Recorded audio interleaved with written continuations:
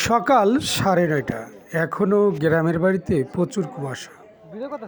আমি এসেছিলাম বাজারে, এসে টুকরিতে হাঁস এবং মুরগি কিনলাম। আপনারা দেখতে পাচ্ছেন এই টুরকি যে মাথায় নিলাম এর একটি নাম রয়েছে বরিশালের ভাষায় হাজি। তো আমি সামনের দিকে যাচ্ছি, আরও বাজার রয়েছে, শুধু এই হাঁসই নয়, আরও যে সবজির বাজার সেগুলোও করেছি। তো এই যে টুকরিতে যে হাঁস এবং মুরগি আপনাদেরকে একটু দেখানোর চেষ্টা করছি, দেখুন। তো আমি বেশি কিছু বলবো না, সবাই আসলে ভালো থাকুন, সুস্থ থাকুন। সবাইকে আমার পক্ষ থেকে আসসালামু আলাইকুম। ভিডিও ভালো লাগলে কমেন্টস করবেন, ফলো দিবেন।